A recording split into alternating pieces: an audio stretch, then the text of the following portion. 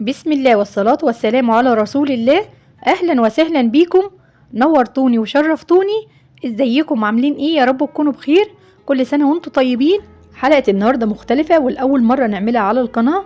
هعمل معاكم قمع الكيس الحلواني، ومن كذا يوم عملنا كيس الحلواني. هنعمل القمع بحاجة موجودة في أي بيت، ومش هنشتري حاجة من بره خالص.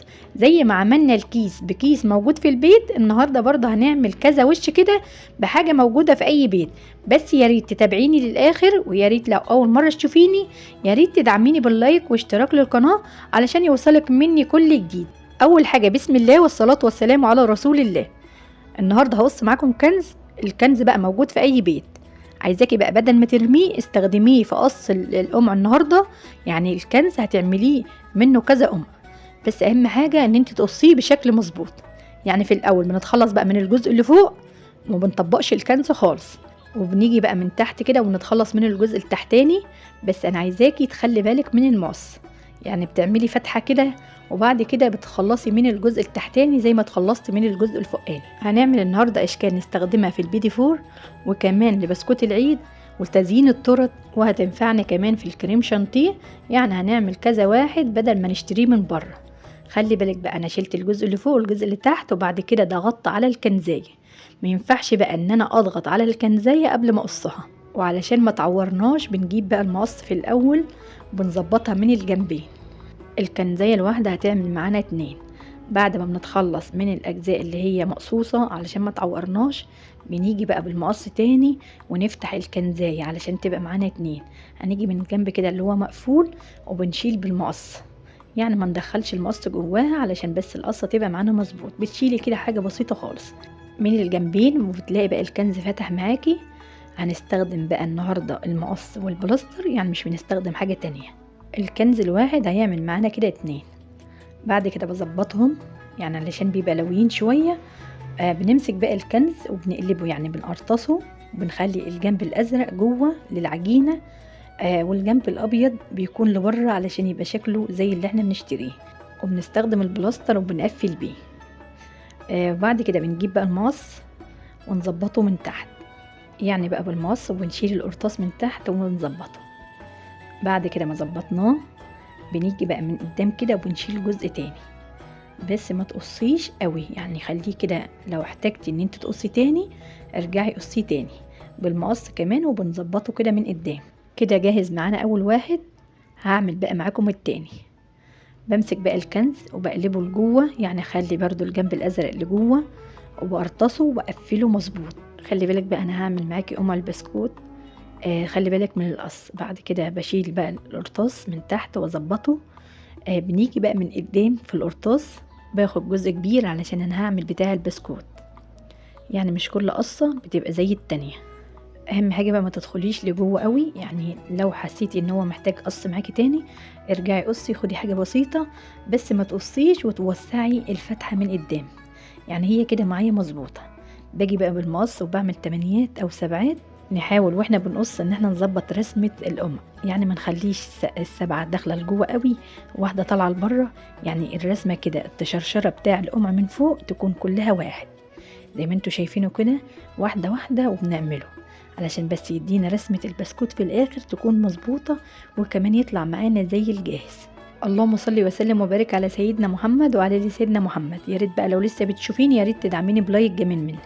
ادي بقى شكل الكنز يا جماعه بعد ما اتقص وكمان رسمنا الرسمه، بجد طالع تحفه. قصيت بقى كنز تاني وبعد كده بقرطصه، يعني هعمل شكل تاني معاكم. بعمل معاكم بقى القمع التالت. القمع التالت لتزيين التورت. القمع التالت وانا بقصه من قدام انا خدت جزء كبير، يعني مختلف عن القصه الاولانيه وعن القصه التانيه.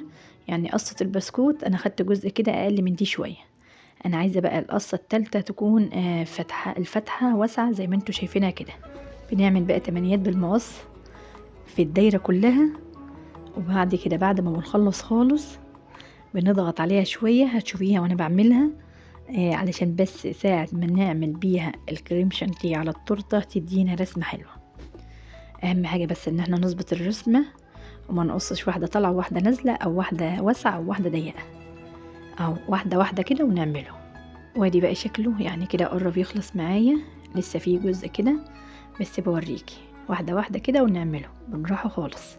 بنيجي بقى في اخر واحدة كده نظبطها علشان بس تيجي يعني الرسمة تيجي معانا مظبوطة. هي دي كانت اخر واحدة معايا. ادي بقى شكله يا جماعة في الاخر. بنيجي كده ونضغط عليه شوية وبنلمه، يعني بنلمه من فوق شوية. ادي بقى شكله في الاخر. بجد بقى احلى من اللي انت بتشتريه من بره، وكمان بطريقة سهلة. هقص بقى معاكم الرابع، بنقرطصه وبنفتح الفتحة واسعة شوية عن اللي احنا عملناه في الاول، وبنيجي كده من جنبه وبنقص، يعني بنعمل بوز البطة دي كده برضو لتزيين التورت اهو.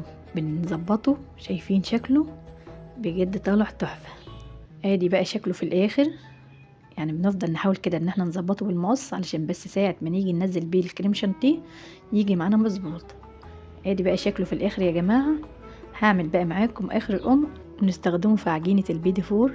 هنعمله بقى بطريقة سهلة، يعني هي تمانيات بس بتكون يعني اكبر شوية. نحاول بقى واحنا بنعمل الرسمة من قدام يبقى واحدة واحدة على المقص من قدام كده علشان ما نبوظش القمع في الاخر. انا عايزاكي بقى تجربيه، هي طريقته سهلة، مش بنحتاج خالص حاجة من بره. البلاستر، والبلاستر بيبقى عندنا في اي بيت، وكمان الكنز بيبقى موجود، بدل ما نرميه نقدر نستخدمه ونعمل بيه الوشاش اللي احنا عملناها النهاردة. وكمان كيس الحلواني اللي احنا عملناه مع بعض اخر مرة احنا عملناه في البيت، يعني مش بنشتري اي حاجة من بره. ادي بقى شكله في الاخر. بعد ما بنخلصه خالص بنضغط عليه ونلمه شوية علشان بيبقى شكله مفتوح. شايفين بقى ادي كده جهز معايا. مفيش اسهل من كده بقى بصراحة. تعملي بقى الحاجة في البيت، والست الشاطرة تقدر تعمل اي حاجة في البيت بدل ما نشتريها من بره. يعني حكاية 5 دقايق كده بتكوني خلصتي القص كله، يعني عملتي كذا حاجة وتبقى موجودة عندك في البيت. احنا عملنا مع بعض اخر مرة كيس الحلواني، وادي عملنا القمع يا جماعة. يعني مش محتاجين ان احنا نشتري حاجة من بره خالص. تقدري بقى تعملي كيس الحلواني باي كيس موجود عندك في البيت، وتقدري تعملي الكيس النايلو لتزيين التورت. بتحطيه على الرخامة، بتسخني سكينة على النار، وبعد كده بتفتحيه. بتركبي فيه الوش، بتحطي فيه كريم شانتيه. خامة الكيس اللي احنا عملناه اخر مرة للعجينة اللي هي عجينة البسكوت، النهاردة بقى لتزيين التورت فعملت كيس خفيف. يعني بنجيب الكيس النايلون وبنمشي عليه السكينة فبيفتح معانا بقى، بيبقى 2. اللهم بارك. يعني بتدخلي بقى الوش. شايفين هو جامد جدا، يعني مستحالة ان هو يعمل، بس اهم حاجة ان انت تفتحي الفتحة على قد الوش، يعني ما تفتحهاش واسعة. شايفين انا بشد كده لبره، يعني الوش بضغط عليه لبره. ما بيخرجش خالص، يعني ما تقلقيش هتعمليه هيكون جامد معاكي. وعملنا بقى كذا وش، وعملنا كمان الاكياس. بجد طريقة سهلة ومفيش اسهل من كده بصراحة. الكنز بقى كنا بنرميه فعملنا بيه كذا وش بدل ما نشتريه من بره. لازم بقى تجربيه. بتمنى بس ان يكون شرحي بسيط وتكون طلعت حتى لو بمعلومة بسيطة. بتمنى بقى ان يكون حلقة النهاردة عجبتكم، واستنوني في حلقات جاية كتيرة. بتمنى بقى ان انت تنسنيش تدعميني بلايك ولا اشتراك للقناة. استنيني فيديو جديد. السلام